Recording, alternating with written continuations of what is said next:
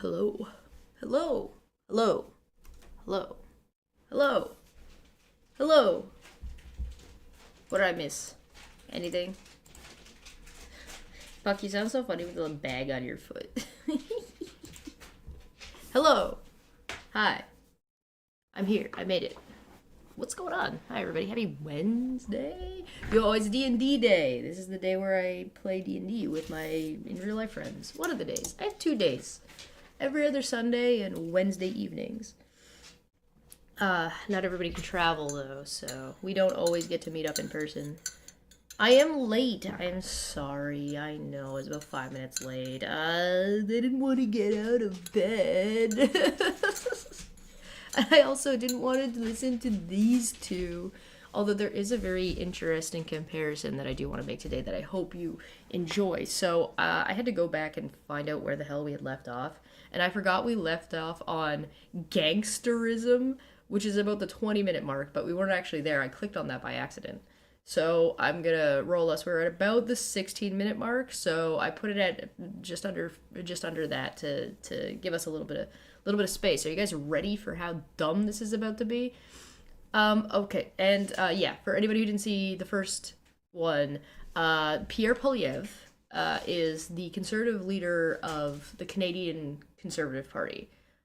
So he is currently the opposition. So in Canada, in Canadian politics, we have a handful of parties. We got the Conservative Party, which are blue. We have the Liberal Party, which are red. And I know that's going to be very confusing for Americans because that's basically the opposite. Right, so our conservatives are red. Sorry, our liberals are red. Ugh. Our left wing is red, as opposed to your left wing, which is blue, which is also right wing, but that's a different conversation.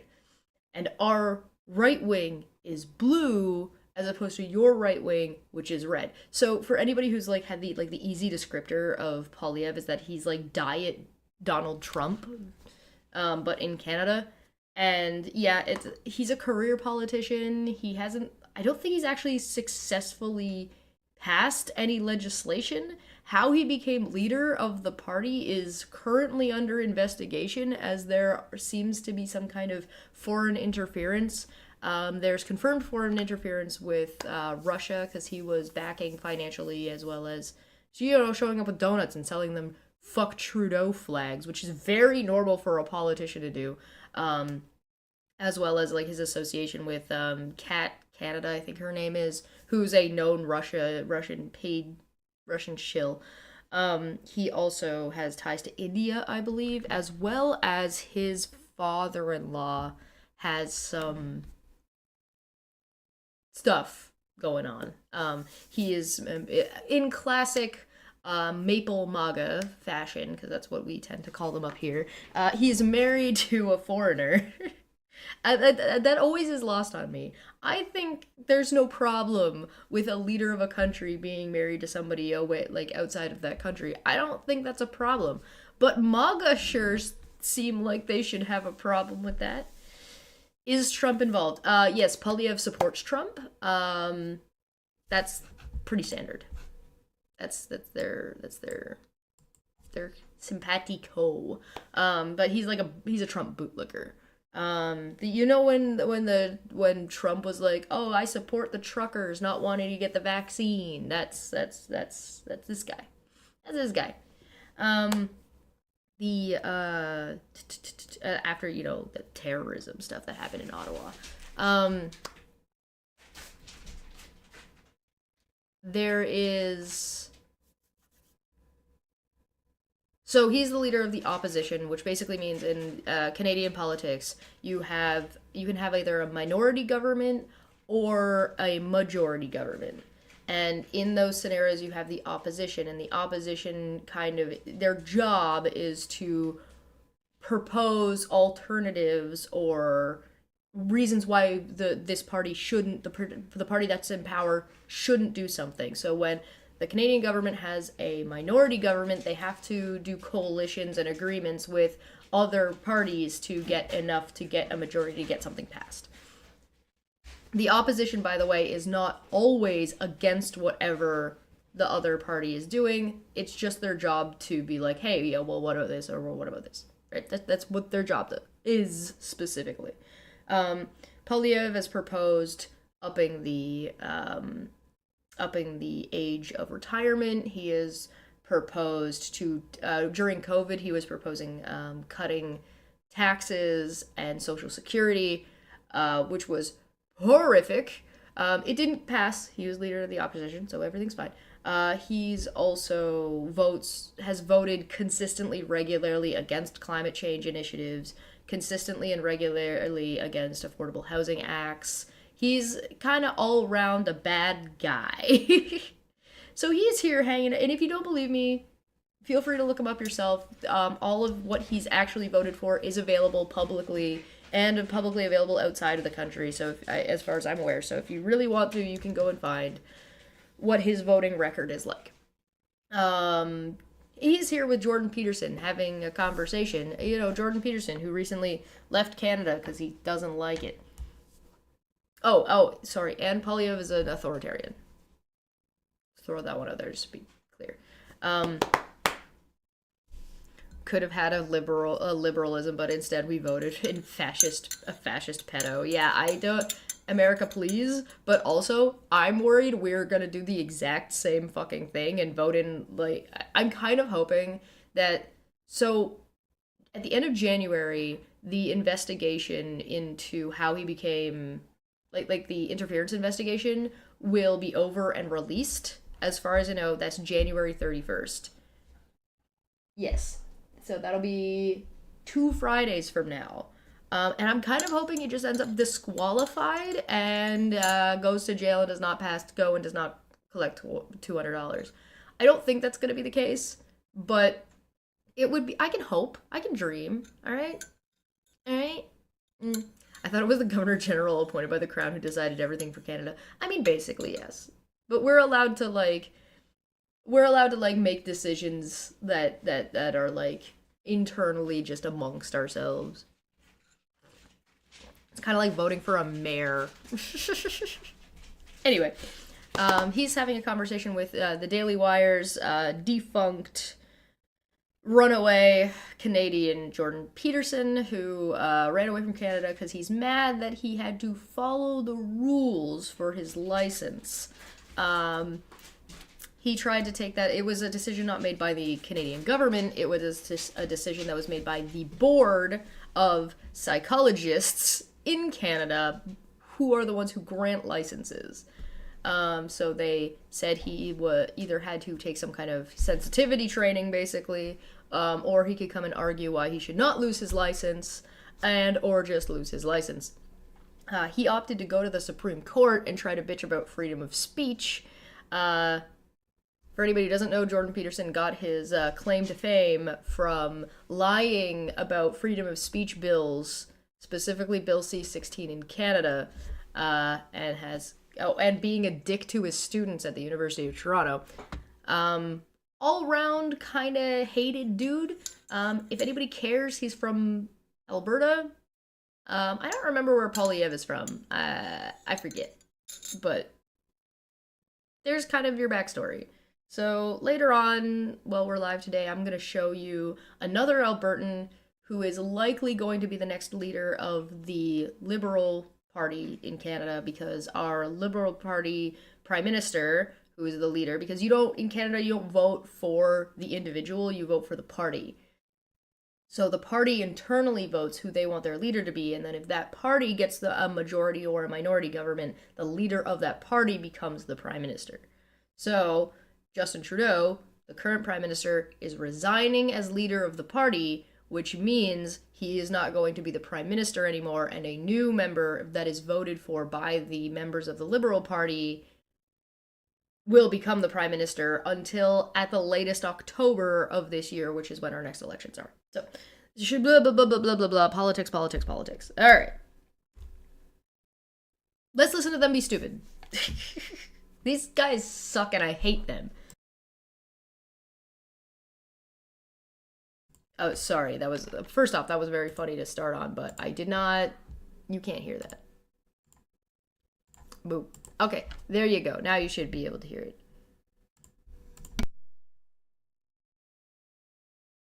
Now I can't hear it. Oh, I did that to myself. All right, there we go. Immigration policy, I mean, Keir Starmer apologized for it, which was something remarkable to behold, and so did Kemi Badenoch, who now runs the Conservatives in the UK. Now, the reason I'm bringing them up as an example is because, well, they were a Conservative government, and they certainly didn't govern by anything approximating Conservative principles. And so how do you feel about the probability that if... To be clear, Jordan Peterson, a Canadian who ran away to America to go be MAGA, is saying that the conservatives in Britain aren't real conservatives? Okay. If the Conservatives in Canada take power, that they'll be enticed into this global utopian delusion that seems to have enveloped so many leaders, kind of regardless of their political stripe. What do you think, if anything, can inoculate you or has inoculated you against that? I know better. Well, elaborate. What do you mean? I'm not going to do that. And it will be hard because the temptation will be, this is the mistake that conservative parties around the world have made countless times. They think, well, anybody who's got a conservative mindset is already voting for me, so I can go off and chase the ideas of my political opponents, and then everyone will love me because I'll have the conservatives due to the fact that I have the name conservative, and then I'll have all these other people because I've embraced their contrary direction. And in the short term, it works because you manage to have all of these people under, and all of the different political ideologies captured in one tent. But the problem happens when the policies are a disaster. I remember this. I remember we talked about this last time. Poilievre is trying to say that the Conservatives lost, like the Tories got kicked out in Britain because they were not conservative enough and chased liberal ideologies. Now, I want to tell you about how insane that is, as the right has been slowly and slowly drifting more right, and it's actually the liberal parties who have been chasing.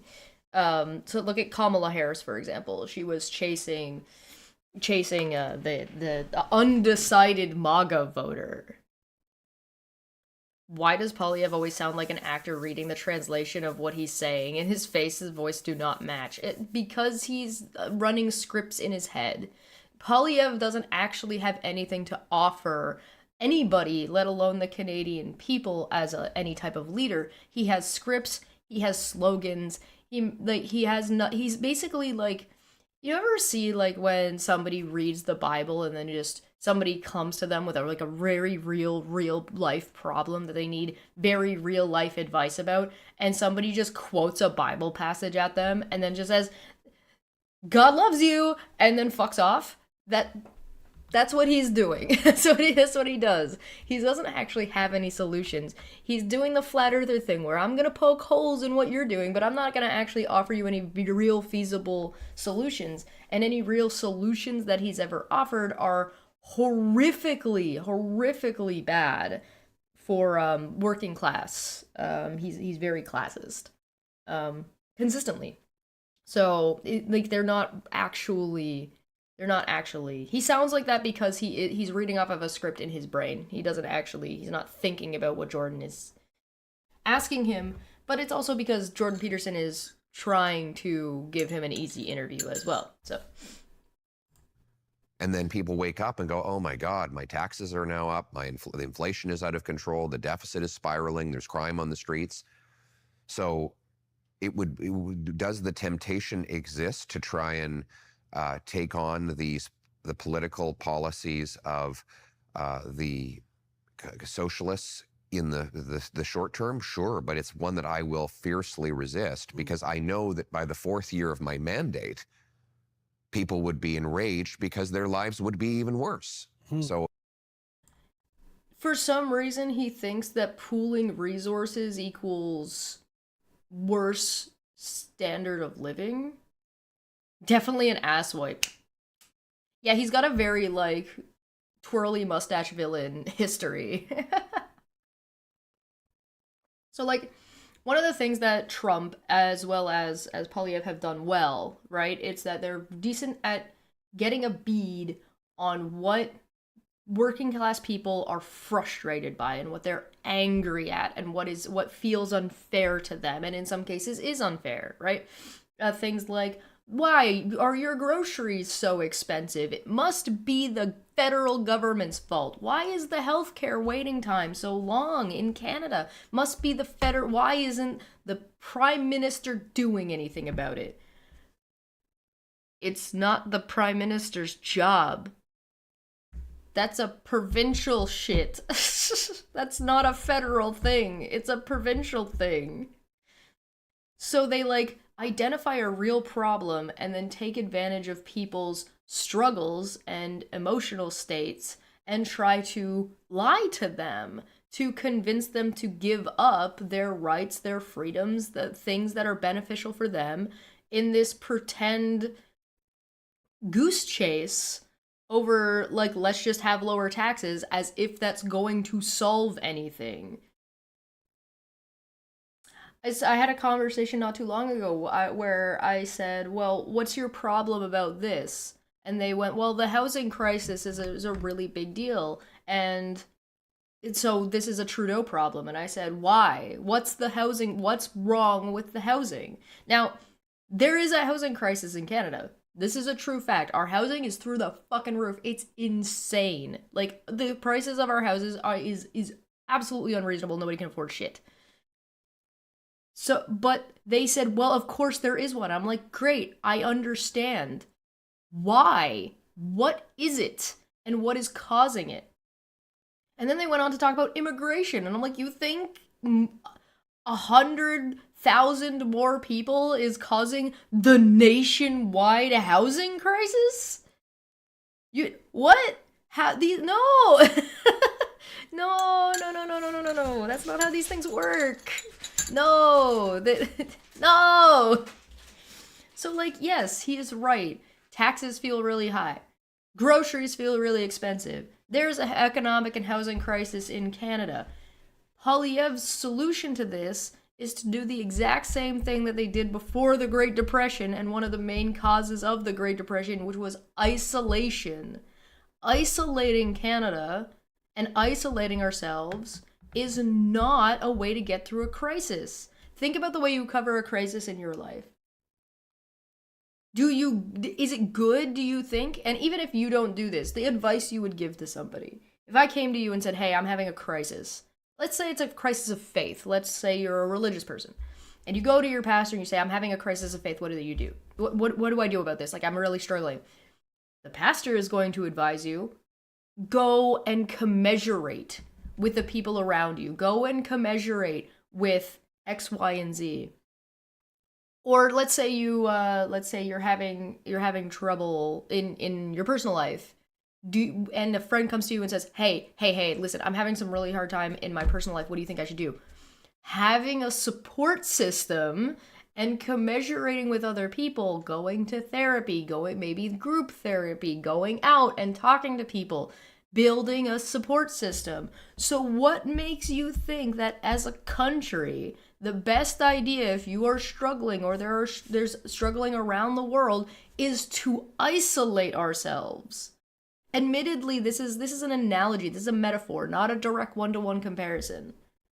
It's to help you understand. It does not behoove us, it does not benefit us to isolate ourselves from other people. Right? It's not good for us. We've already built our system in a way that it relies on other countries. So just out of those things and trying to isolate ourselves is going to make it worse for everyone involved.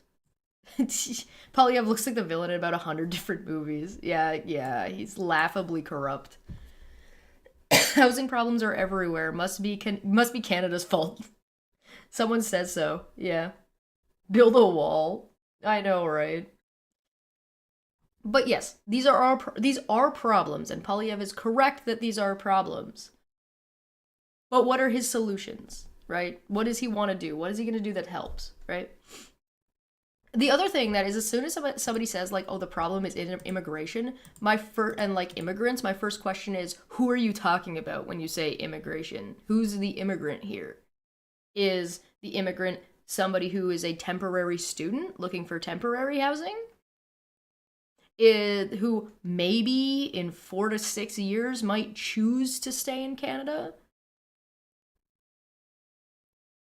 Is the immigrant a refugee? Are you saying that the refugees that are coming from other countries, war-torn countries, that we shouldn't help them out?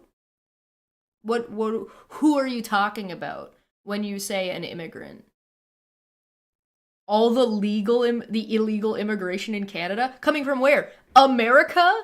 We border America by land. Nobody else is coming here by land to sneak across our borders except for Americans. You have any idea how many Americans are in Canada illegally? A lot. People overstay their agreement visas all the time. What are you talking about? Anyway. It will be tough, though. Like, it's going to be a trade-off. The temptation. I mean, I think many leaders fall prey to the temptation to shine on the international stage, right? I mean, I can't remember who it was. Like Trump?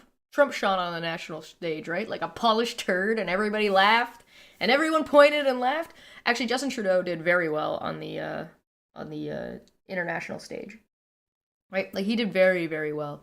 So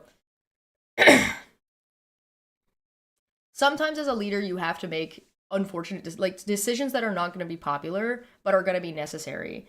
Again, if we want to compare Pierre Poilievre and Pierre Trudeau, Justin Trudeau's father, Pierre Trudeau had these massive swings. He did the exact same thing. He did some stuff. Some of it worked. Some of it didn't. People didn't like him. He stepped down. New people came in. A couple years later, everybody was like, "Oh my god, this is fucking terrible," and he came back and tried to fix it. And he's one of the most well-known, well-renowned prime ministers Canada's ever had. Justin is doing the exact same thing. He is struggling through a pandemic. He's struggling through wars. He's struggling through economic crises. He's struggling through Trump twice. He's going through Trump round 2 electric boogaloo. Like, you do not think like a global illness is going to fuck with the economy or whatever promises or campaign plans he had made? Do you think that maybe America putting tariffs on Canada would have fucked with our economy? Like, what are you talking about? It's so silly. In the UK, I believe it was the previous Labour Party leader who said that decisions in Westminster were essentially irrelevant because all the important things were happening internationally, right? And so if people are involved in status climbing and they hit the national pinnacle, there's always, then there's the international world to, what would you say, to dominate or to impress. And that's, I think that the power of that temptation or even of that peer pressure can't be underestimated.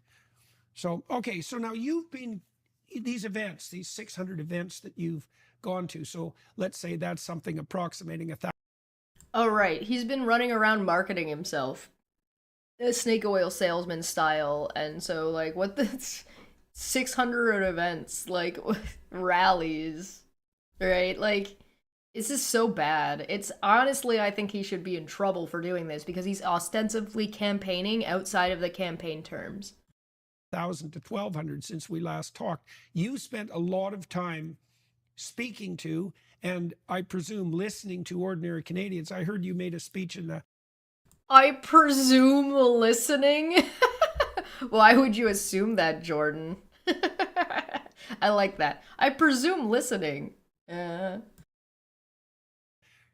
you make a speech in the House of Commons that went viral in the last couple of weeks, and you spoke very persuasively on behalf of working class Canadians. And so tell us what you've learned, what you've heard over the last couple of years, and how that's shaped you and changed you, let's say, as you've moved from well, as you shifted your position up the political hierarchy and are poised really likely to take the reins in Canada at some point in the next year.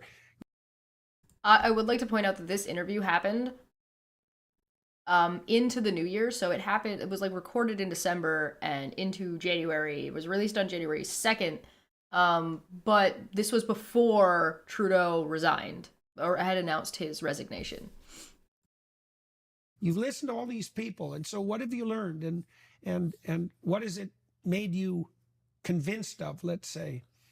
Well, first of all, there's the bad news and the good news. The bad news is that people feel like they've done absolutely everything right, and their lives are trapped. Young people say, look, okay, I went through, I got an education, I work nonstop, and I have made the calculation that there is no mathematical path for me to own a house. Mm-hmm. It's just. He speaks so weird about it, but yes, he is correct. Yes, that's accurate. Good job. He like I said, identifies the problem. Got it. And also, with the caveat, though, of they feel this way, it is that way. They feel this way and it is that way. So we'll add that in there. Just maybe call that a nitpick, but that's okay. Just not possible. In Toronto here, for example, if you take the average income and the average house price, it would take you 29 years to save up for a down payment.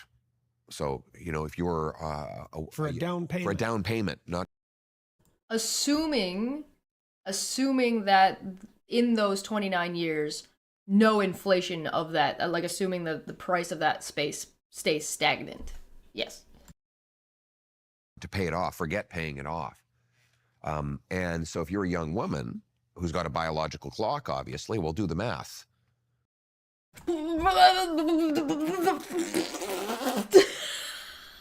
I'm glad I didn't take a sip of tea. What was that, like, just fucking screeching right turn off a cliff?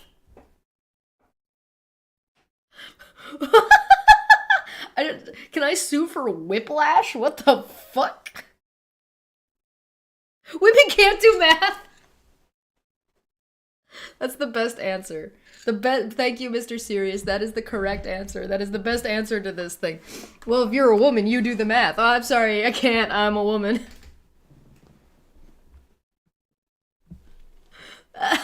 Should women just get free housing in Canada? Is that how it works? What the fuck? Biological clock ticking, Jesus Christ. What is this fucking incel ass? Guys, are we gonna vote an incel into Prime Minister? No. America's gonna be run by a rapist. Canada's gonna be run by an incel. What could possibly go wrong? Oh no. You start off at, let's say you're 25. Well, you're going to be in your 50s before you can afford the average house. So how are you ever going to have kids? And that's about the time when people think about downsizing from their house. That's what they used to think about downsizing. And, they usually had their house paid off back by the time they were in their early 50s. So just to show how dreadfully things have worsened, that's the picture of the youth. Then there's the kind of middle-aged people who do have kids already, and they're terrified of the dangers in the streets. I mean, our streets are just being overtaken by drugs and gangsterism. I don't think that's true. I don't know who's saying this or where or what. There's this really funny clip of Poilievre standing in a field eating an apple while an interviewer's trying to ask him a question. He's just like, "Where'd you get that from? Who said that? Do you have the page number? What's the page?" And it's very funny, and he's like such a douche. But like, here he is. Oh, what have you learned? Oh, well, middle class people are terrified of gangsterism on the street. Who the fuck said that? Where are you getting that number? What? So, like, I give him the first one, but the second one, I'll give him half of the first one. I give him that, young people know that they're not going, no matter which path they follow, they're not buying a house in the current climate. So I'm going to rephrase it and be more charitable about the way he's saying it. Fine.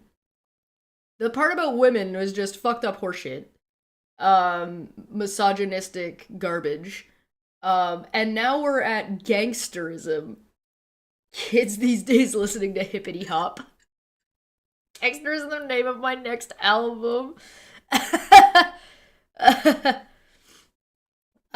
Like, what, I don't think this is accurate. Let's see if I look at, like, crime. I'm not gonna look it up. I'm not gonna, you know what? Fuck him. You look it up. You tell me, what are the actual statistics? I am gonna look up the statistics, though, but I'm gonna let him keep talking. And other dangers, and they want safety again. And then you have business owners that are saying there's just no way to continue to compete in Canada. We have to look at moving, and that means the next 200 jobs we create is going to be in Ohio or Florida. Huh? What? Sorry, I was busy noticing that the 2024 report data table is not out yet, and would not have been out as of this interview, so,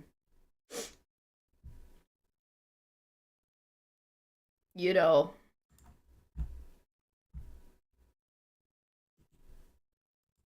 You know, reported crime statistics for Canada in 2023. There's the index, the trends. Oh, can I see this chart?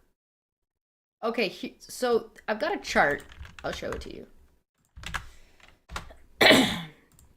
This is a chart. This is from Statistics Canada. And remember, I'm a woman, so I don't understand statistics.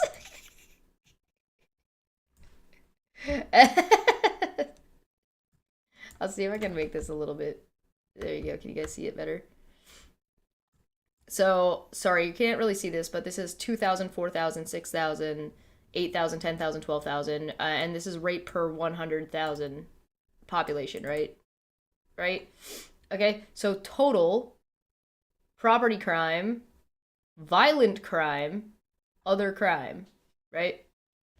So, between 2016 and this would have been 16, 17, 18, 19, 20, 21, 22. No, 22 is here. Oh my god, could you, like, what are these ticks supposed to represent? 1962, 63, 64. Okay. So 2016, give me, why? Oh, I need to be on the thing. Okay, 2017, 2018, 2019, 2020, 2021. So, like, there's, like, an uptick that happens leading up to and throughout COVID. Then it dips down again. Because, again, this is the total, right? So, this is just starting to spread it out. So, 1991, the highest, right? At 10. Just above 10. So, it's almost like it's been trending and going down all the way up to just before 2000, like around 2014. It starts to uptick again into the pandemic, down ticks through the pandemic, and then has a slight uptick. Right? And if you look at violent crime, it's actually leveled out. And if you look at other crimes, it's leveled out. And violent crimes also, little to no change. Right? Still kind of trending downwards. So, 92 was the height of gangsterism. So, especially since this is nowhere, like, the people who are voting in 2023, the majority would have lived through 1991. So, that's not even close. It's not even remotely close. The last time it was this low was around the 70s. Crime, it's out of control. It's hovering around 6,000 per 100,000 population. Total crime. And keeping in mind that total crime can mean, like, any type of crime. I'll give you guys the website so you guys can take a look at it. Oh god, wait a minute. Here you go. Here's the main article if you want to look at the statistics. And this is 2023, right? And here's the thing. When there's economic crises and housing crises, and you make, sleeping in the park illegal, then these non-violent, don't harm anybody crimes are going to go up, right? That's what's going to happen. And I would like to keep in mind that Poilievre was encouraging the terrorism and the crime that was being committed by the truckers in Ottawa, which is going to uptick that number, right? So, come on. Come on, dude. This is bullshit. You're bullshitting. And the other thing, too, is even if the people feel this way, like maybe their feelings are real, why do they feel that way? Is it because the Conservative Party is purposefully fear-mongering bullshit statistics to make people feel afraid so they can invent a problem that then the Liberal Party has to deal with because, well, the people feel that way, so we have to address how they feel. And then the Conservative Party said they wouldn't feel that way if it wasn't something reasonable, and even if it's not reasonable, they still feel this way. It has to be dealt with. Right. Or some other place than Canada. That's the kind of overview that I get. The good news, though, is that people do now have some hope. They think that things can be turned around, and they have clearly and correctly diagnosed the problem, which is entirely political. There is no physical, geographic reason why Canada should struggle to supply people with great opportunities of home ownership and family formation. In fact, we should be the richest country in the world. And people increasingly... We don't have enough land or enough people to ever be the richest country in the world. Like, that's just makes no fucking sense. Unless you're using the word rich to mean, like, vibrant and full life and opportunities. Like, rich in education. Like, yeah, we can do those things. In fact, we were doing those things until Harper came in, the guy who's promoting this guy, and started gutting everything for his rich buddies. But, like, we do not have just be the 51st state already. No. The problem is capitalism, not just politics. That's another good point. Okay, so, like, when you say the problem is exclusively politics, what do you mean when you say politics? Are you talking about regulations being too strict on capitalism? Are you saying not being strict enough? Are you saying that the provinces have unspent Medicare money that they were given by the federal government, and those conservative leaders in their provinces are blaming the federal government for why their constituents don't feel good about the way Medicare is when they didn't spend the money for the medical in the first place? Like, what are you talking about? I want Minnesota to be part of Canada. Come on in. Come on, Minnesota can join. Minnesota, come on in, Minnesota. I mean, Canada's already willing to take on the burden of helping California with its wildfires. So if California wants to go to Mexico, if California wants to go to Canada, we'll embrace you either way. Come on. Bring it in.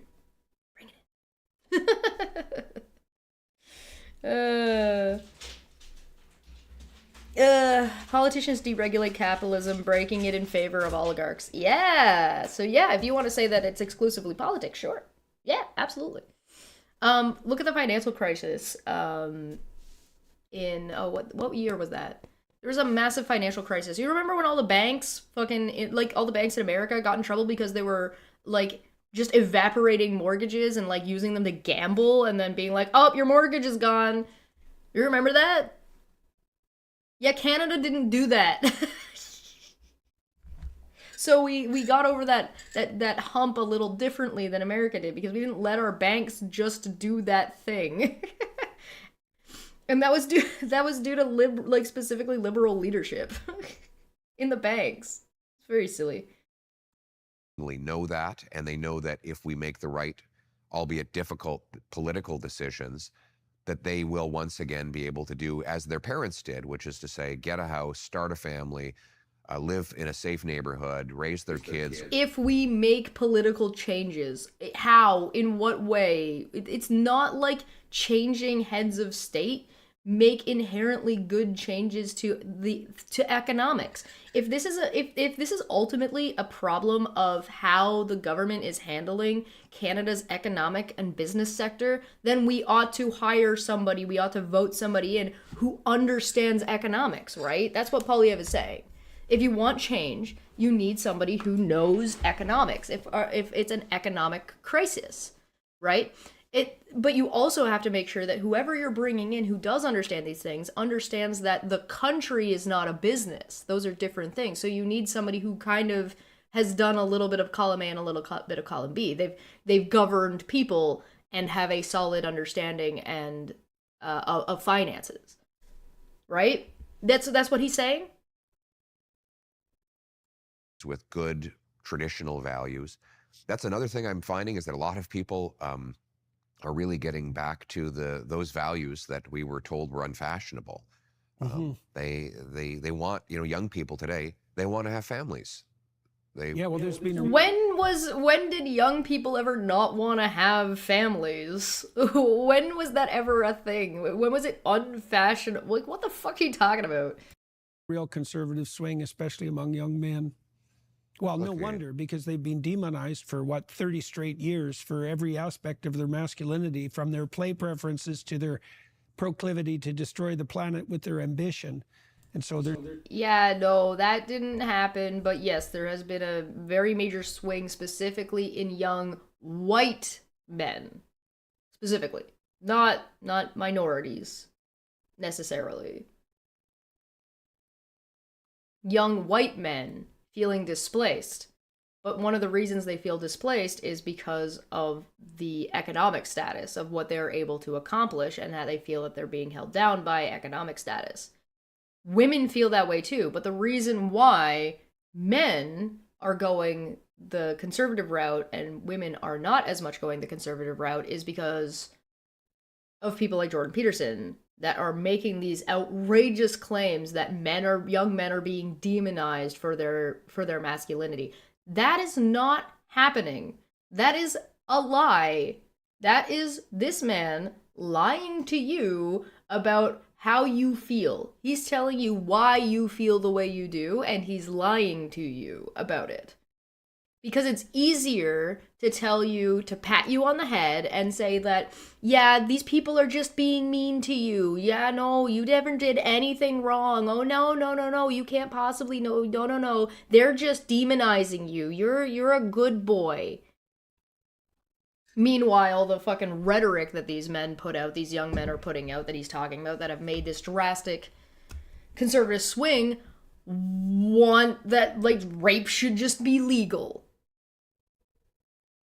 Like, this is not a reasonable thing to be doing or to be saying, and has no place in Canada, which is why Jordan Peterson's popularity comes from America, and why he has a show on the Daily Wire, and why he ran away to America, because Canada didn't want him. And I would really appreciate it if Americans would stop digging through Canada's dumpster to try and get the juice at the bottom of it, and then give it a talk show.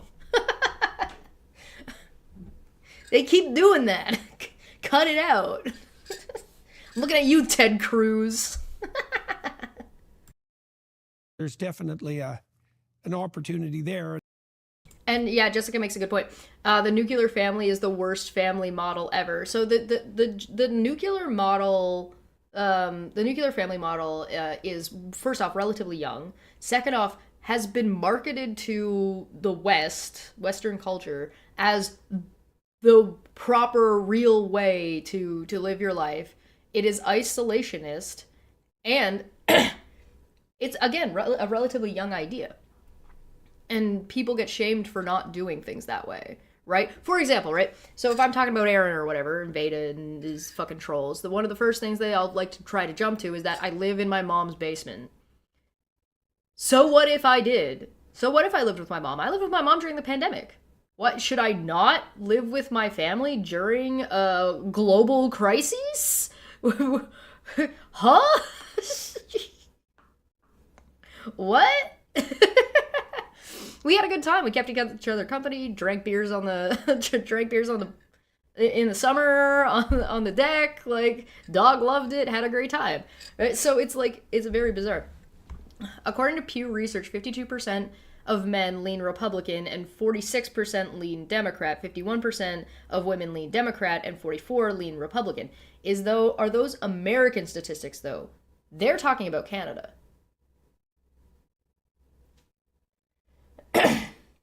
So the nuclear family model is a model that people can do if they want.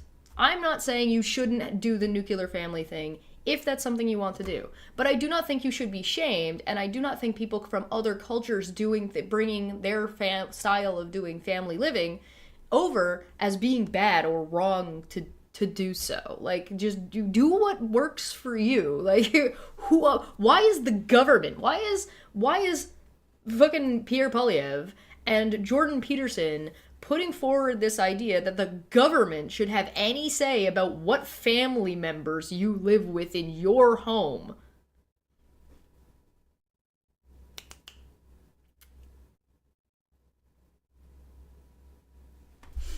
And clearly, your political party and you are capitalizing on that you have the support from young people increasingly right across Canada. We are winning among youth. In fact, the youth were the first to come on board with me. My rallies. Oh God, are they?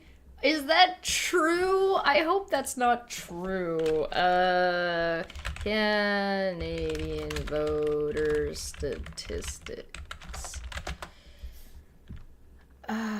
Sounds a lot like a dictatorship. Yeah, he's an authoritarian. Let's see, voter turnout. I know our voter turnout's been really bad. Recent. Let's see. September 2021. Population number, total percent turnout. 62%. Yikes. No, that's not what I'm looking for though. I'm looking for like the numbers.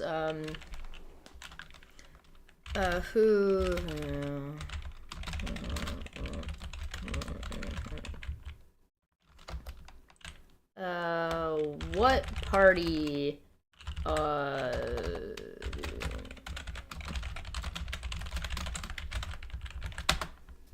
I'd live in Roxanne's basement if she let me. I'd live in Roxanne's basement if she let me.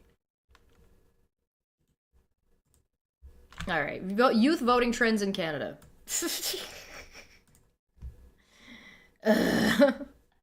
I'll make it a little bit easier for you guys to see. There you go.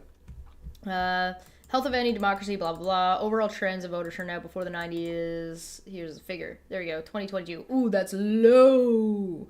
That's a low voter turnout. 2021. Voter turnout is, overall voter turnout in 2015 reached 68%, 68.3%, and turnout for youth aged 18 to 24 increased the most of any age group. And that was Trudeau. Trudeau was 2015. So there was a spike in young people voting when Trudeau was elected. Gap voter turnout between younger and older demographics. Yeah, that makes sense. First-time voters. Oh, God, that's low. Why are fewer younger people voting? Elections Canada has commissioned several research studies to better understand why many young people are not showing up to the polls. The research is part of Election Canada's ongoing effort to understand how barriers to voting are evolving. From the 2015 National Youth Survey, the agency found that two major barriers that prevented youth from voting is motivation and access. The survey found that compared with older voters, Canadian youth are less interested in Canadian politics, feel less strongly that voting will make a difference, believe that the government does not care what they think, and tend to see voting as a choice rather than a duty. In terms of access, the survey discovered that youth were less likely to receive a voter information card, were less aware of the ways to register to vote, perceived the voting process as too difficult, getting the polls and proving their identity. The research suggests that a key factor in overcoming these barriers is increasing interest level and political knowledge of future voters. Okay, well, this didn't quite find me what I was looking for, so let's try again. Let's look for, here's this if you want it, by the way, if you guys care and want to see the fucking thing. Let's try,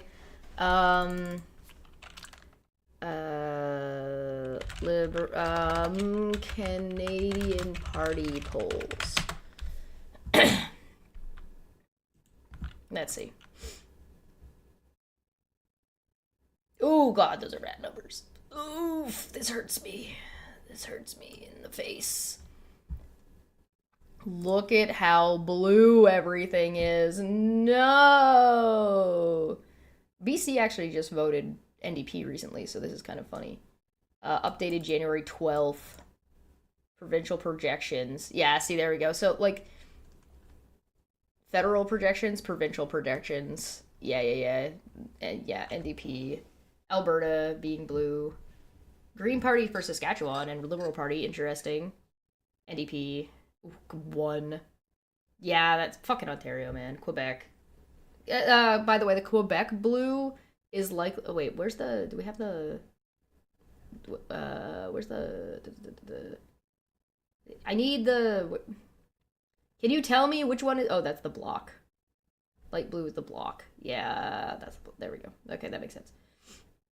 So these are like the main 4 to 5 parties in Canada. Federal, that's what it looks like. Can we see... Yeah, that's the election calendar. Okay. Polls. Woo! Look at that. Isn't that fancy? There's so much data. Look at how much data there is. Look at all that data. And so, like, here's Trudeau resigns. Right? They literally put Trudeau resigns on a little blurb. Because, like, the Conservative Party was polling so well. Trudeau's like, I'm gonna resign so to give my party a fucking chance. And so the Liberal Party doesn't have a leader right now, so don't expect this to change too much until they've actually decided. NDP is doing what decently...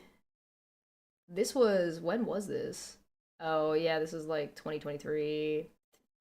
And then fucking Poilievre does 600 fucking events, which is patently unfair because it's not like the... First off, you're not voting for Poilievre, you're voting for the Conservative Party. And second off, the Prime Minister can't do 600 events. He's got shit to do. Can I find, is there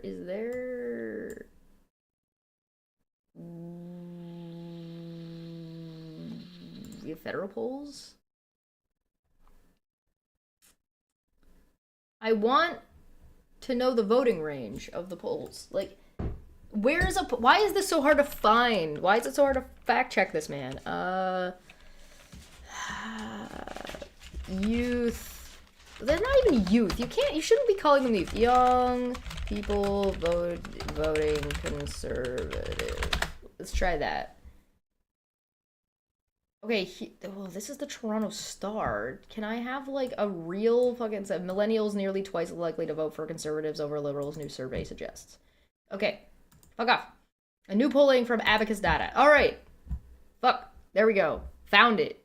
Something. Alright. August 2023.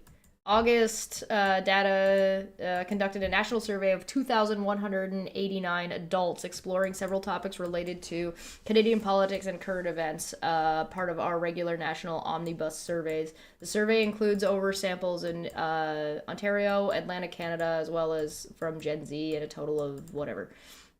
Latest poll shows a wide lead for the Conservatives that has been growing since May. The Conservatives lead in all regions of the province aside from Quebec and among both men and women. There you go. It's about a 10-point difference, which is a large number. But this is a large number based on 2,189, which isn't very big. But here we go. Ta-da! How are boomers more liberal than millennials? What the fuck?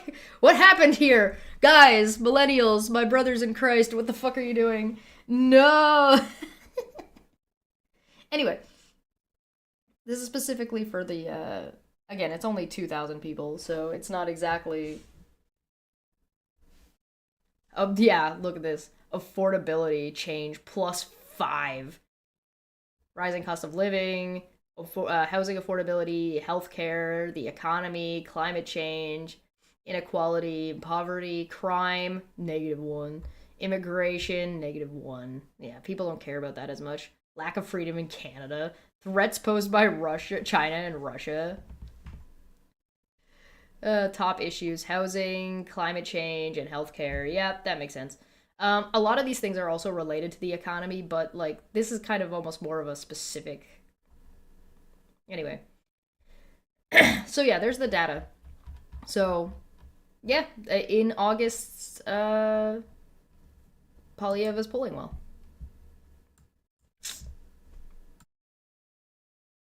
The polls could look drastically different in a month. The polls could look drastically different if you ask a different 2,000 people. The polls are relevant and like decent as a guiding point, but they are not to be taken as a be-all end-all.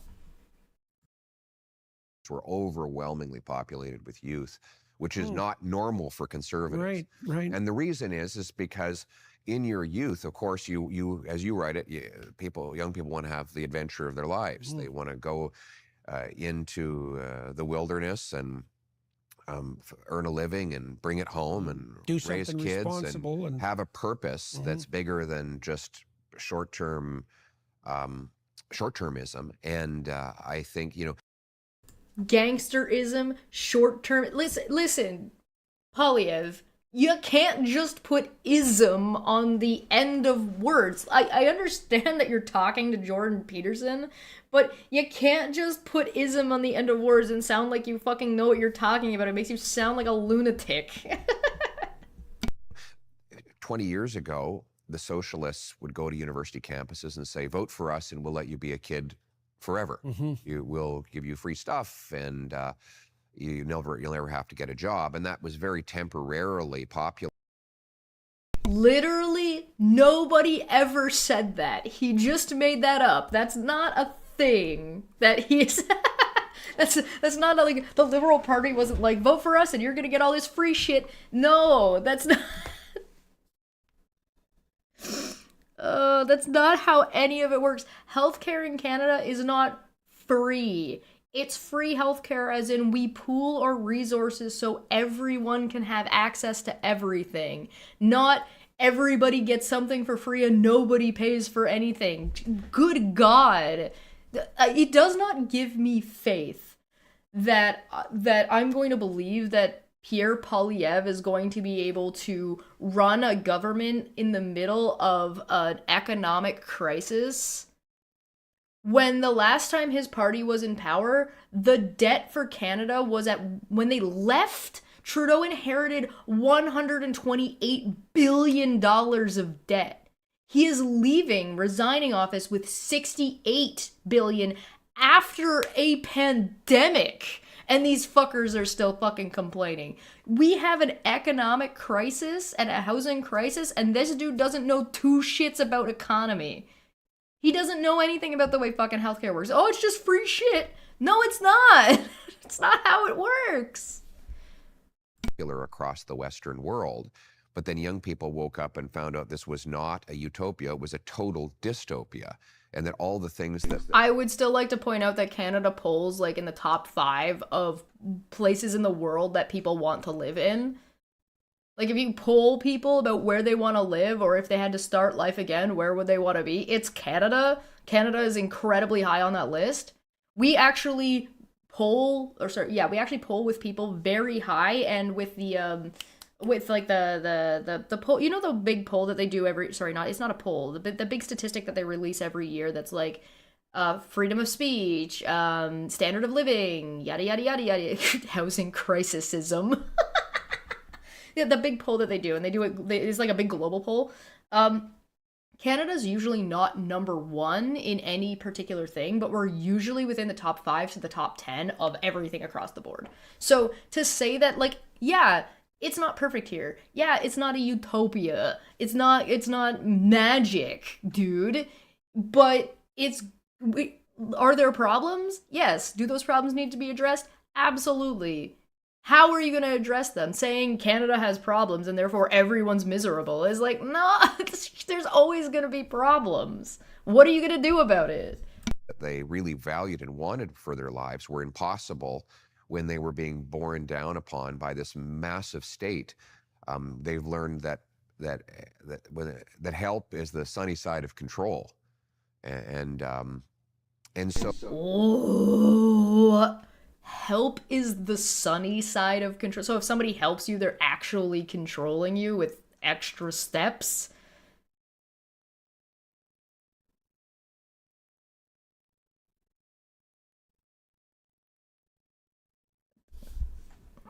So now young people are, and I love this. This is great news. Our young people are saying, I want to start a business. I want to invent something. I want to create things. I want to become a tradesman. And then when I get good enough at that, I want to hire 5 other tradesmen. And by the time I retire, I want to have 300 employees. And then I want to give that company to my kids. These are the stories. Okay, great. So what social programs? Because now you need social programs to enable people to have access to the education to do so. Huh? What? What? Stories that I hear when I go out and about in Canada. And the great news is we can have all those things. That's the optimistic message that I have for people. But we've got a limitless supply of resources here. We're like a cornucopia. You know, the 3rd biggest supply of oil, 5th biggest supply of natural gas, biggest supply of uranium, 5th biggest supply of lithium. We've got not 1, not 2, not 3, but 4 coasts to tide water. Right. We live next to the biggest military and economic superpower the world has ever seen.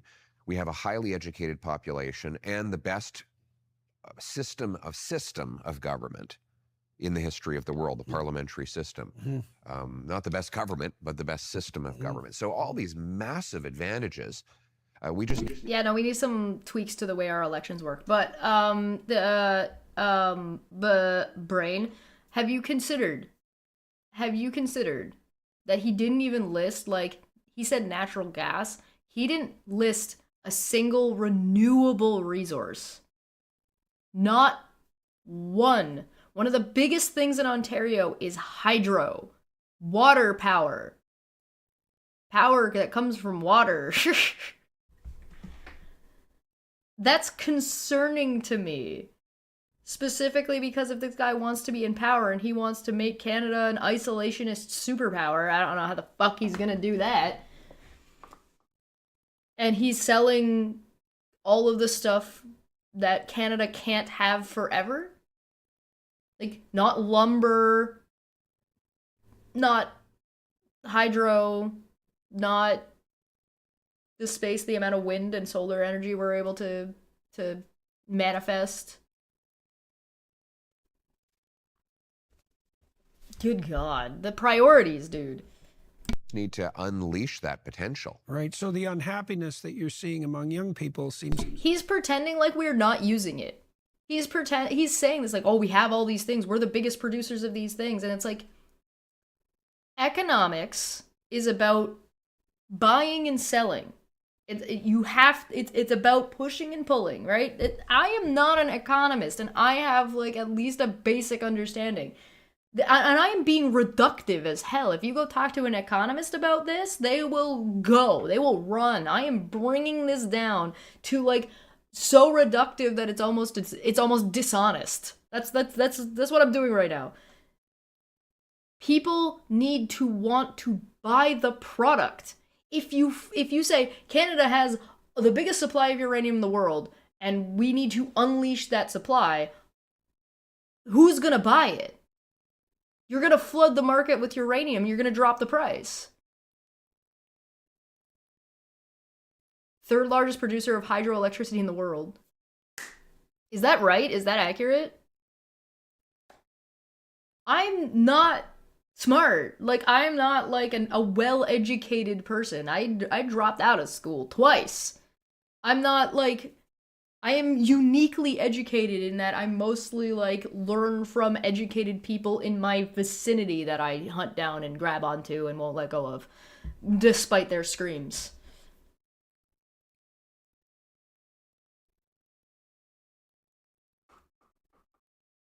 I don't understand why someone who wants to run the government while he is admitting that there is an economic crisis is somebody who seems to have zero understanding or idea about how those economics work and how the market functions differently for a business versus for a government and how the decisions that are made by a government or the decisions that are made by a government about business affect the day-to-day people. And I don't think this is, I think it's because he knows. He does know. That's why he fucking owns real estate. He's a glorified landlord. He has his own property that is insanely expensive in Ottawa.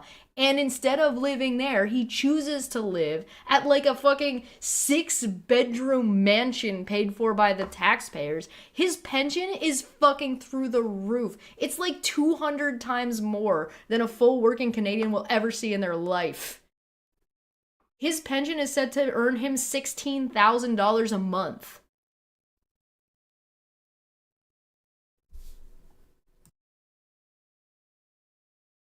To me, to be a consequence of the mismatch between the opportunity they see right in front of them and their frustration. Oh my god, Nick, that is a fantastic fucking question. You want someone to ask Poilievre how he would have... Sorry, I'll correct myself. I want someone to ask PP how he would have handled the 2008 housing crisis any differently than Harper. That's a good fucking question. That's a real... I would love to see the answer to that. Most of the time when PP is asked questions, he turns around and runs away. I've seen like people have like put together montages of somebody asking him a question and him being like, and then running away. Yeah, his name is Pierre Poilievre, so everybody calls him PP. That's why he's trending with the youth. People are like, yeah, we're gonna vote for Piss Boy.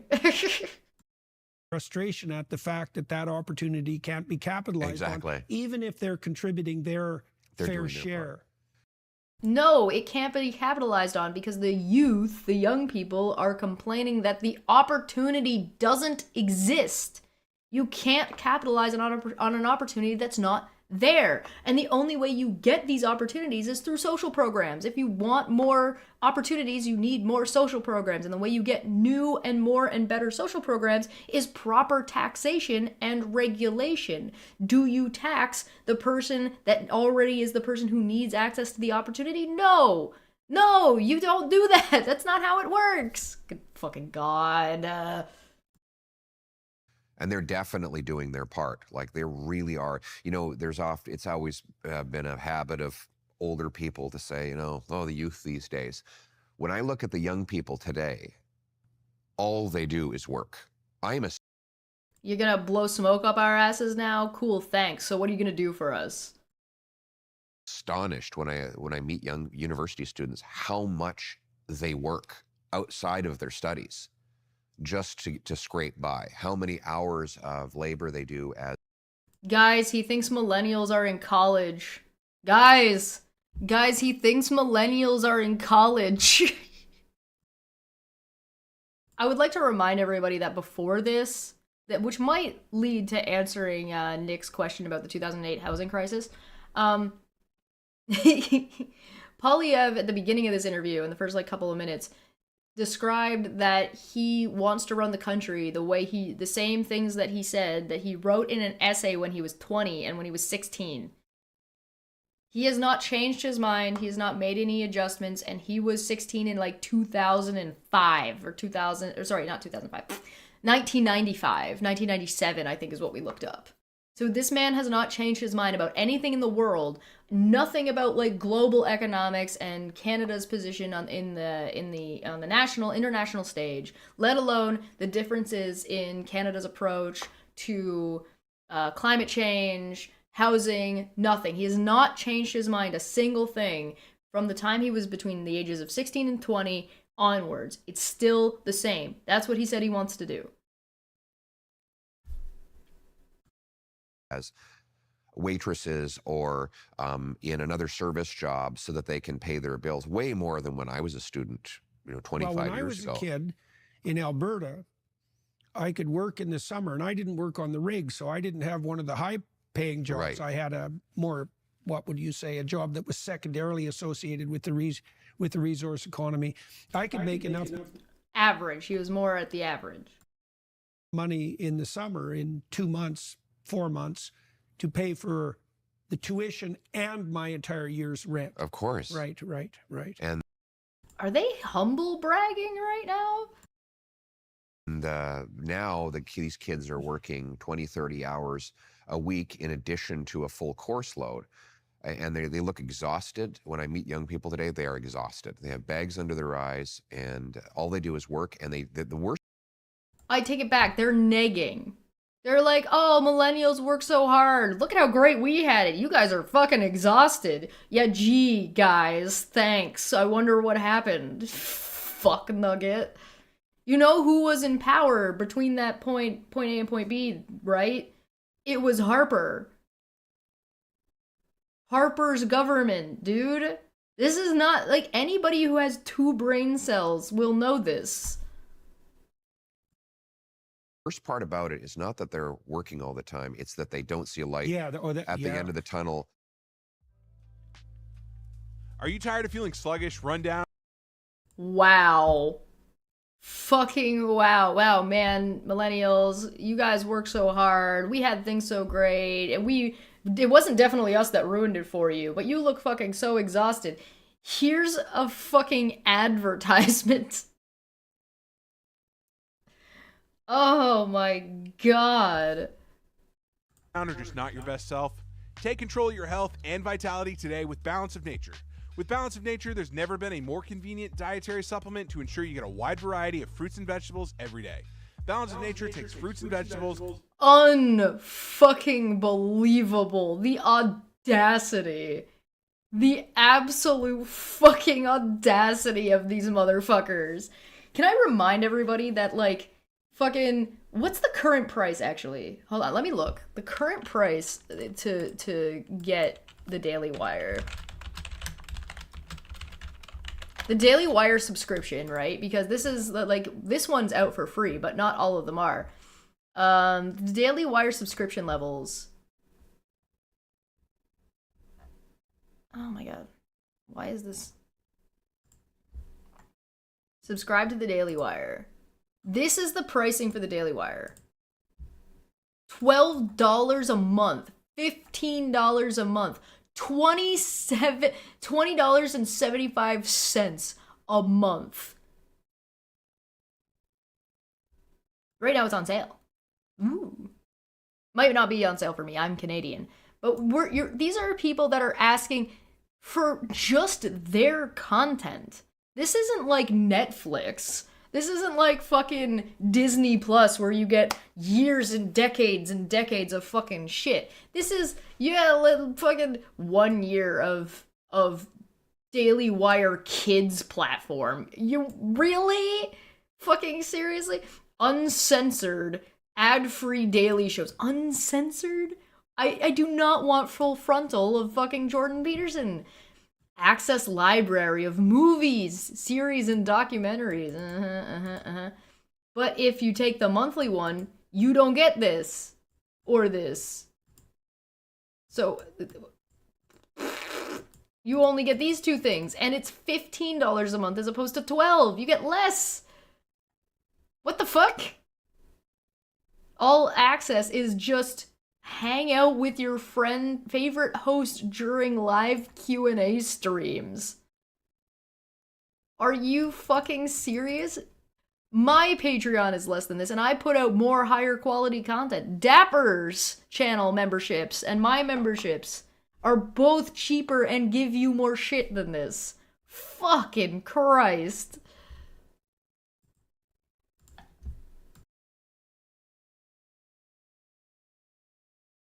Oh damn, I muted him. Oh, what a shame.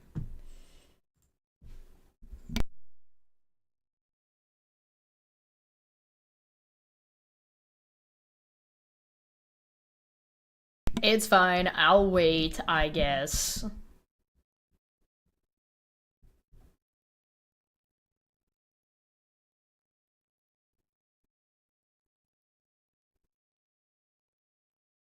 Go to balance.com.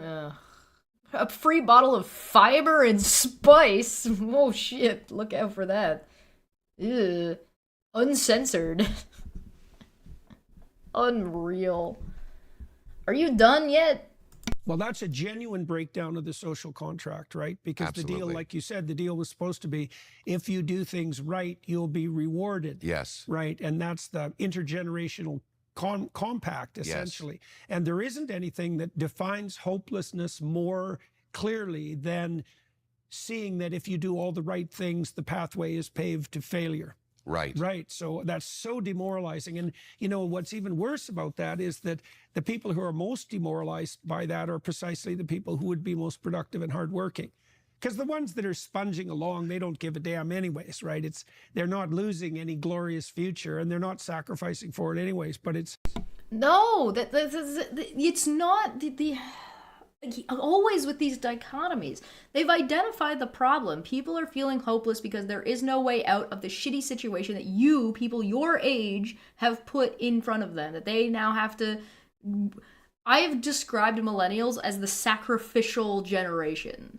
Like, we are being sacrificed to hold up the system well enough for long enough for the generation or two that are coming after us to fix it. And we are going to be left behind.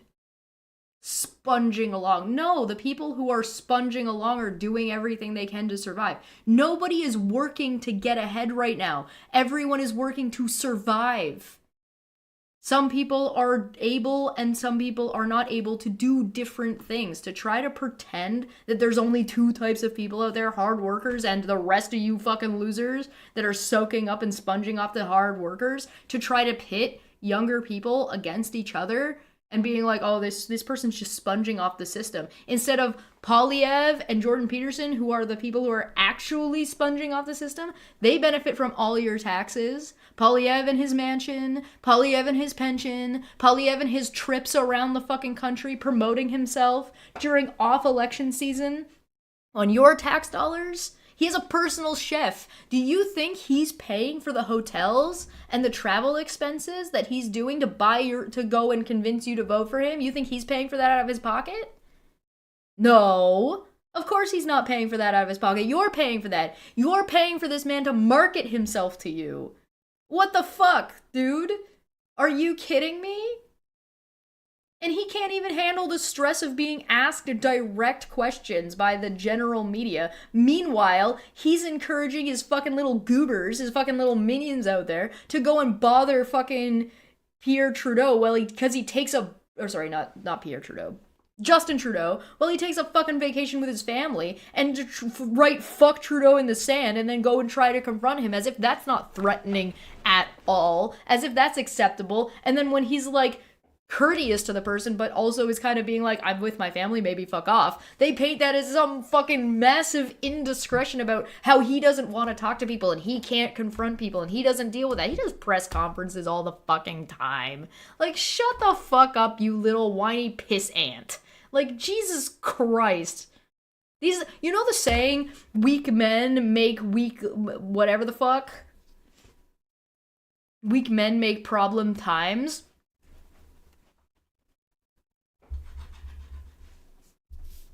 God. it's really not good when your economy is set up to punish people who are entrepreneurial and hardworking. And that's what it does right now. Okay, so let's delve in. You know you can be hardworking and not be entrepreneurial, by the way. Just showing up and working 40 hours a week is a legitimate, reasonable life. They try to present these different types of work as if different ones are better or less in a hierarchy. Right? And that's Jordan Peterson's very very narrow way that he views everything, right? Everything is some kind of hierarchy, and it's like, guess what? Do you want a bad burger from the person flipping burgers at the burger joint? No, you don't want a bad burger. Guess what? It's a skill to be able to make a good burger, and if a burger is good enough, you'll go back to that place. Right?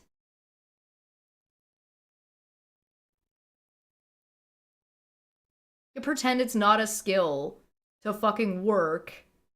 Not everybody wants to be a business owner. Not everybody can be a business owner. It doesn't mean that the people who made a welding business and hired 300 people, like in the description he asked, that all 300 of those people are going to make welding businesses. That's literally that's so unrealistically functional that it makes no fucking good goddamn sense. And this guy's like, oh yeah, you're gonna be the next leader of the fucking game.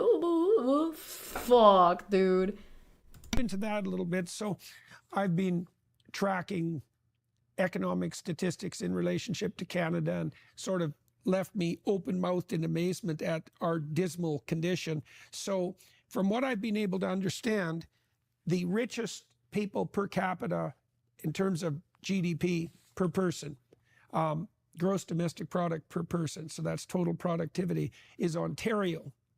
And Ontario inhabitants are now poorer per capita than inhabitants of Mississippi, and that's the poorest American state. So the inhabitants of Canada's richest province are poorer than the inhabitants of the United States' poorest state. So to put that into perspective, Canada, highest GDP, still has healthcare, still has social security, still has now dental, has all of these things, has less money than Mississippi does, and America has none of these things.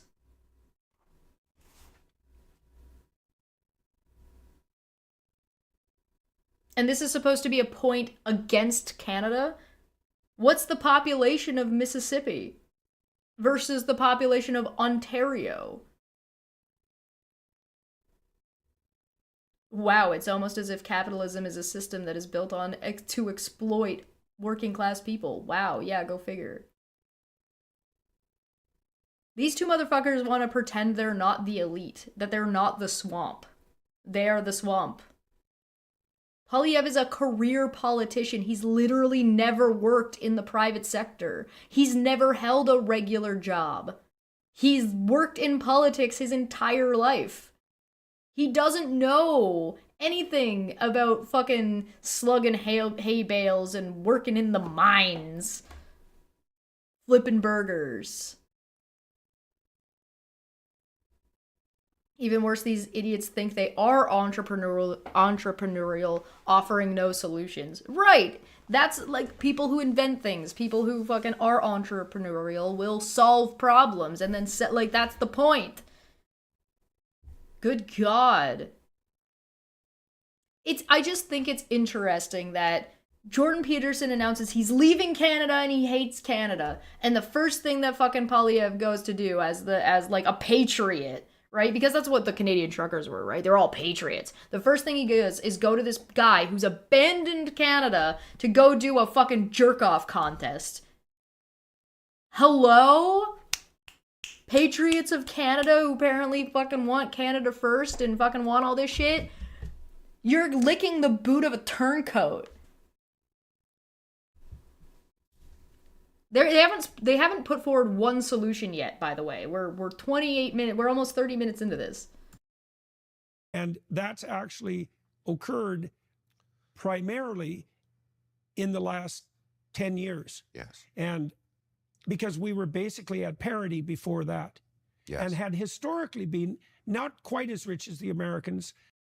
This is called weaponized statistics, by the way. This is how people like Jordan Peterson and Pierre Poilievre lie to people. They will present you with a statistic and then pretend that they know what they're talking about, banking on the idea that you don't understand the statistic and you don't know what the statistic is about or how they got it. Statistics are incredibly easy to manipulate. Incredibly easy to manipulate. So you have to understand where these numbers are coming from and what they mean. And if you do not understand these things and how they're comparable and what they're relative to, they've basically said nothing. They've said zero things. With some, blips above them, but pretty much tracking them one. Tom, that's actually, yeah, perfect. Exactly. There's a saying in statistics, if you torture the data, it will confess to anything. Perfect. Sound bite. To one. Yeah. And now it's 60%, something like that. And that's not all the bad news, because it's 60% in terms of absolute. It's not bad news that the Canadian GDP is different and lower than Mississippi. That's not bad news, because it's relevant. It's relative information. It's relative. People in Ontario having access to healthcare. It's like saying, oh, well, it's really bad news that Canadians pay higher taxes than Americans. What the fuck does that even mean? In regards to what? How? Oh, their number is bigger than our number, or their number is lower than ours. We have the lowest inflation rate in the G7. Are you kidding? We are on the way to fixing a lot of these problems, to getting these problems dealt with. And these motherfuckers are just getting in the way and splooging all over everybody and telling all the working class to be thankful for it. And saying, now give us the keys so we can drive the bus back into the ground where you belong, you dirty working class, you poors. Fucking disgusting. Peterson's statistics are always kind of messy just to try and support his bullshit. It's like he searches the stats for support of his cherry picking while attempting to sound intelligent. Yes, you'll notice that a lot of the times when Jordan Peterson says words, they're just words. There's not any substance behind anything he says. Wealth and a real estate market that's twice as expensive approximately on average. Yeah. Right.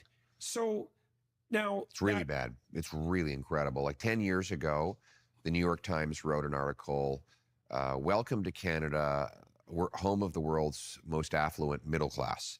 And in that, I would like to point out real quick, as they're about to talk about real estate and housing, Poilievre owns, and his wife owns, real estate. He lives in a house, in a mansion with a chef and everything, that is paid for by the Canadian people, by the taxpayers. And every time there is any kind of affordable housing bill that's being signed off on or being voted for, Poilievre has voted against it. When Harper was in office, the Conservative Party, that's Poilievre's party, when they were in power, they dismantled affordable housing and destroyed like some number like 80,000 new homes. The affordable care, or so the affordable housing was destroyed. The affordable housing that existed in Canada, the one they were bragging about earlier on, about how it didn't used to be like this, was destroyed and dismantled directly by the Conservative Party, Harper, and is being prevented from progressing and getting better because of Poilievre and his direct desire and his direct influence and his direct benefit as somebody who is a landlord, as somebody who has never fucking worked a fucking job. A guy who does not have to pay property taxes, a guy who does on his living quarters, a guy who does not have to pay for the space that he lives in because it's paid for by the taxpayers.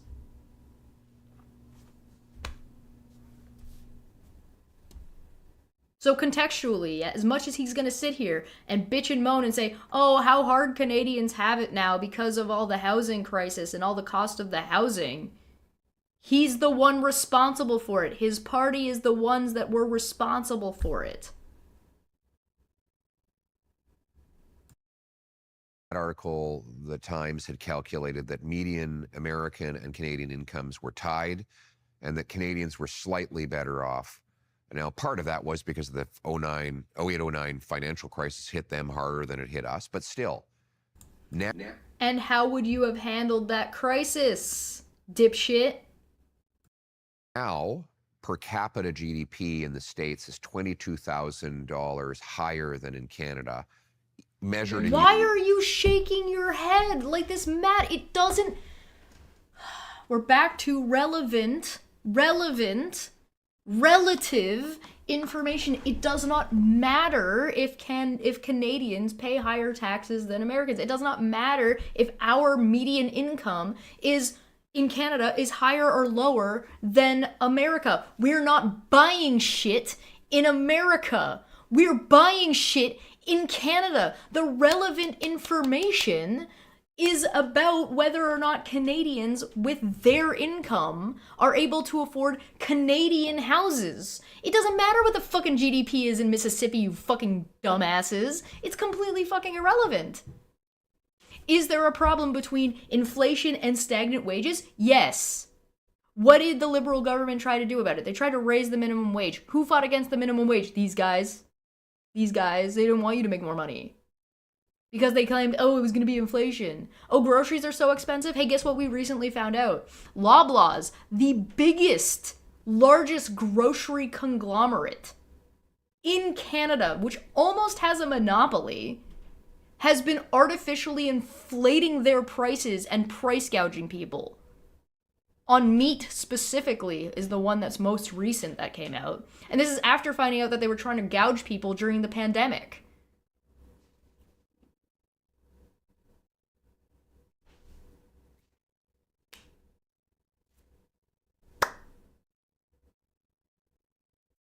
Maybe the problem is greedy oligarchs. Maybe it's actually just that simple. Maybe it's actually just that straightforward. And what Canada actually needs to do is start to help grow its economy is fucking trust busting. And we need to start breaking up fucking monopolies like Rogers and Bell. And Loblaws. Things like that. Maybe.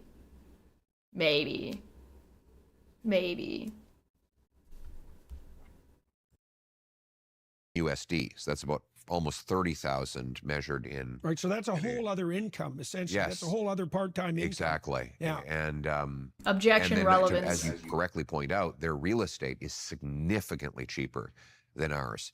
So their dollars go a lot further, even when you match up the exchange rates. Again, I want to remind you, they're not explaining the difference between Canada and America earnestly, like for their audience to say, hey, my audience is American, so we're talking to our American viewers. These are two Canadians. Both of these people are Canadian. And what's worse than that is that the leading indicators are even more horrific. And leading indicators, for example, are investment dollars, because your wealth tomorrow is determined by your investment today. So if your employer, for example... No, because investments can fail. No matter how much you put into something, the investment can still fail. Actually, that is a mess. You know what? I'm gonna let somebody else answer this. I am going to let someone else fucking answer this. Because fuck you. I'm gonna let somebody who's an economist answer this. Hold on.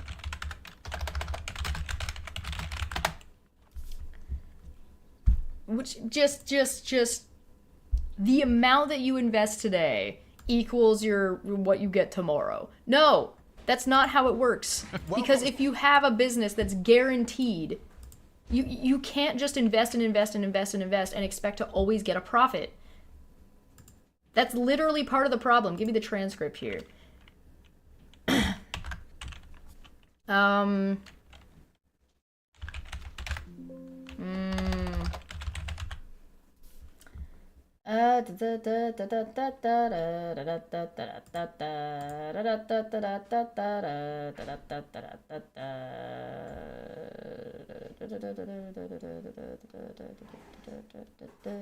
Yeah, let's start there. This works. This is a good spot. All right, check this out. So, sorry, I'm gonna sneeze. All right. All right. So this is Mark. This is Mark Carney. Mark Carney is an economist. Mark Carney has been a governor in Canada. Mark Carney has worked with the Bank of Canada and has worked in the UK. He's also done some work with the UN. He was a major part of solving the 2008 financial crash. He explains this in this interview, and so I would like to point out that I think it's fair that Peterson is doing a fluff interview with fucking Poilievre. The problem is that I don't think they're presenting it as a fluff interview, but it is. And it's also an hour and 40 minutes long. This is Carney on Jon Stewart for 20 minutes. And I absolutely, definitely recommend watching this, because it is a very, very good interview. But this guy is one of the people. There's like two people that are likely to be the new leader of the Liberal Party. This is one of them. So there's hemming and hawing about this one or this one, but this is the one that's people think is likely to be the new leader. So let's take a look. That's all. So you're going to be coming in there to say, I have not been in the government. I have worked in the financial markets. I understand all the things that go around trade. I mean, you worked. Look, let's take the California fires. You've done an awful lot with the banks, with insurance industries. So you understand very particularly what's happening out there in California. Very particularly. I mean, 10 years ago, Governor of the Bank of England, you oversee the Lloyd's of London, which does all the insurance for exactly this type of stuff. 10 years ago, they're saying there's going to be a lot more fires. So we're going to have a lot less insurance. A lot less insurance, as we've seen, unfortunately, in California. And this, I mean, it's an absolute tragedy with people going through. A lot less insurance. A place like Canada. Last year, you may have noticed, here in New York, we had a few fires in Canada. Yes. I was going to talk to you about that later. The fires in Canada, including where I was born, my hometown, Fort Smith, Northwest Territories, around where I grew up in Alberta. These fires... Hold on 1 second. Really? Is the bus... If the fires alone would have made Canada the fourth largest emitter in the world after the United States, China, and India. Just the fires? Just the fires alone. And this, you could see this coming 10 years ago as the insurance companies, and now we're dealing with this, which is why we need to act more broadly on the issue of through climate and everything else. Let me ask you a question about this, because this speaks to what these Republican politicians are saying. They keep saying, oh, this DEI, Lloyd's of London. I'm going to pause on the DEI. Like, John does a good job, because John always does a good job. But this idea that having somebody who was a part of the 2008 financial crisis, he's referencing 10 years ago the same way the Poilievre is referencing it. But what he's putting forward is saying we need to focus on this issue, and this issue, and how we're going to put forward. Now, admittedly, Carney does not talk about what his full plan is, but he's not the leader of the party yet. Whereas Poilievre has been leader of the party for years. Check this out. So you've really involved yourself in. I remember you from 2008, and I mean this. Your work in helping Canada get through the economic crisis of 2008, the financial crisis that hit this country terribly, and I thought made a lot of really painful decisions for the people of this country. I thought Canada avoided the worst of that. And I believe you played a very strong role in that. We did. I mean, thank you. We did. You're so, but we did because we didn't do things that we didn't understand. So we didn't let our banks do things that they didn't understand just because all the other banks were doing them. So subprime, CDO squared, really, fancy derivatives. You're saying you thought, let's not let the banks dissolve mortgages into particulate matter, mix it into cups, throw it off, throw it in the air, and then sell that. Well, throw it in the air, take a big profit, pay themselves a lot of money, yes, and then it hits the ground. How did you not have to do that? We didn't understand it, John. Son of a bitch! We didn't understand it.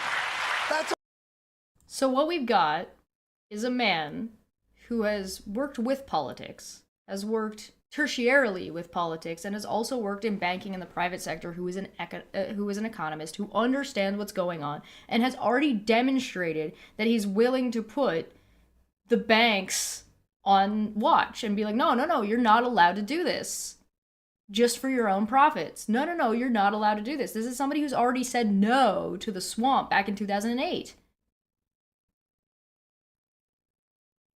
Now, is he going to be perfect? No, probably not. Is he even going to be the leader of the Liberal Party? Maybe not. Maybe not. I think he might be. That's why he's on Jon Stewart. But the point is look at the difference of somebody who knows what they're fucking talking about.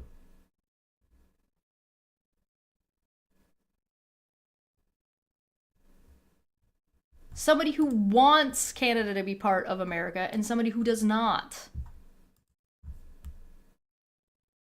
Is buying lots of new tools and technology, you're going to be able to crank out more widgets. So you crank out those widgets, then you can ultimately make more income down the road. If you take business investment and divide it by the number of workers, the American worker gets $28,000 of investment measured in US dollars. This is per capita? Per worker. Or per year? Per worker, per member of the labor force. Okay. So you take the total business investment of the United States divided by the total number of workers in America, it's 28 grand. In Canada, it's 15 grand. Why does this number matter? This is irrelevant. It's not like that money gets distributed equally amongst the workers. It's not like the workers are financially investing to have a job. What are you talking about? So the Canadian worker gets about 55 cents for every dollar of his American, and they're both measured in USD. So how is the Canadian That's worker? That's investment in future productivity? That's investment in machines, in technology, in warehouses, factories. I see. Any capital investment that businesses make divided by the number of workers, that's the measurement. So now that means they're getting better technology, better new machines, better tools than our... We are not isolationists, though. We don't need to invest in every single thing large sums of money. If America decides to focus on, I don't know, military, for example, and invest in military technology, if we are in positive trade agreements with America, we don't necessarily have to invest the same amount of money because America is going to be willing to share with us in return for something else. We are not, you're trying to compare us like we are not isolationist, and then coming to the conclusion that we are. We don't need to invest in specific types of technology at the same rate as somebody in China might want to, based on what they're building and focusing on in China. That makes literally no fucking sense. What the fuck are you talking about?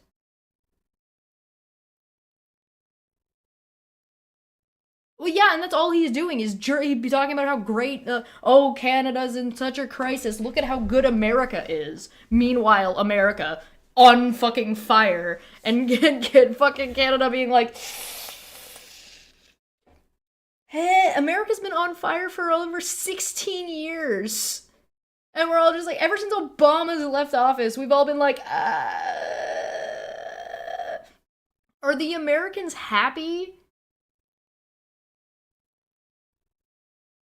Americans in chat, are you guys happy with where your country's at and your GDP and your standard of living and your healthcare and your education? Are you guys happy with that?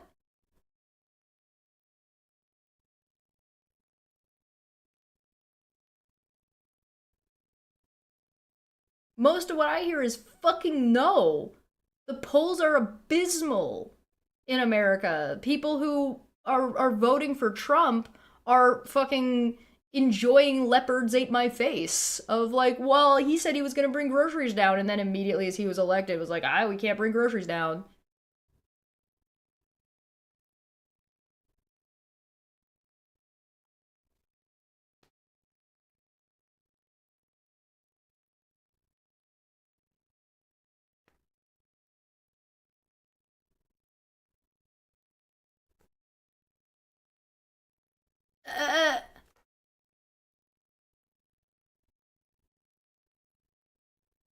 So why do you think it's a good idea for the guy who's running for prime minister as himself instead of, the party? Because again, you vote for the party, not for Poilievre. You're voting for the Conservative Party, not for Poilievre. You're not voting for Justin Trudeau, you're voting for the Liberal Party.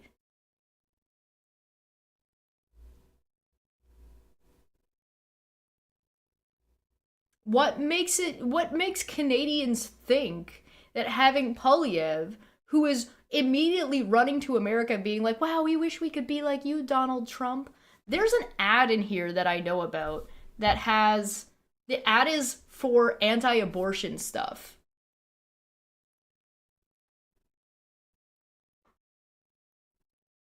This dude is gonna start repealing reproductive rights in Canada. He's going to start running us backwards as fast as fucking possible, and he's going to drag us kicking and screaming, because these are not things that Canadians want. The same way that Americans, if you ask them outside of their political affiliation, that they do not or do want specific policies. Americans want more affordable groceries. They voted for the Republican. They voted for the extreme right wing. And then the extreme right wing told them, sorry, we can't do that. Fuck you. Poilievre is running the same fucking script. Groceries and housing is so unaffordable. Vote for me. And then he's going to turn around and say, no, sorry, there's nothing I can do for you. Get fucked. It's the same fucking playbook. It's the same fucking thing. And why? Why might Trump and Poilievre be so similar in their approaches? Could it be because they're both paid by fucking Russia, bought and paid for sock puppets? And not just Russia? Maybe? At some point in this interview, he's like, oh man, maybe Elon Musk will bring jobs to Canada. Maybe Elon Musk can fuck off. The Gulf of America is just so they can update all the atlases to the Trump atlas. You mean to make money and spend a bunch of taxpayer monies doing the updates? Canadians' election is in October. Share this shit. Share this shit. Talk about this shit. This shit's fucking bad for us. Good God.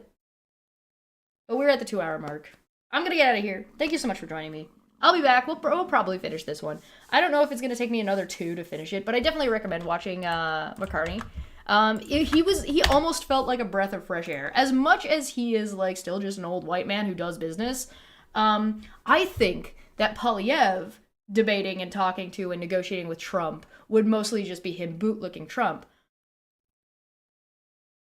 Mark Carney, who is somebody who actually does business and economics, negotiating and debating with Trump, would be far more entertaining, because Trump is a pretend businessman who thinks he knows what he's doing, whereas Carney is successful in what he's done. So I definitely fucking recommend that.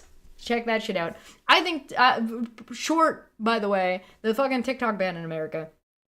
I think that Twitter needs to be banned for foreign election interference in Canada, and foreign interference as far as I'm concerned. Twitter should be yeeted out of Canada. Will that mean that I lose my Twitter account? Yeah. Am I willing to make that sacrifice because country over personal profit? I don't make any money off of Twitter. Yeah, I don't give a fuck. I will sacrifice my Twitter account for my country. Truth Social should actually, absolutely, by the way, be banned in Canada. Truth Social should be banned everywhere, except maybe America, because it's your president's thing. But yeah, Twitter should be banned as well. Banning Meta, yeah, I don't hate banning Meta either, after what I've seen Zuckerberg saying recently. Blue Sky is a lot of fun. Yeah, I would still allow Blue Sky for now, but yeah, these things should be banned for interference. I don't think that they're terribly high on the priority list, but I think they probably should be a little bit higher than they maybe are. But I do think that climate change and affordable housing and living conditions in Canada is going to be a top priority, and Carney does seem to have that as a top priority. Jordan Peterson and Poilievre agree that it's the highest complaint and it's a major focus, but I just do not believe that either of these men know dick shit about economy, and the things that they do know about economy is just making themselves richer by stepping on other people, whereas maybe Carney's gonna be different. We'll see. Thank you so much for joining me. I'm gonna get out of here. This was a good episode of The Daily Show. I'm gonna see you later. I kind of thought that Carney looked like Mr. Rogers. I don't know why, but like he makes me think of Mr. Rogers, and I don't know if that's a good thing. Okay, bye. See you guys later. I'm gonna go play Mert and probably talk about this more on Twitch. Bye bye.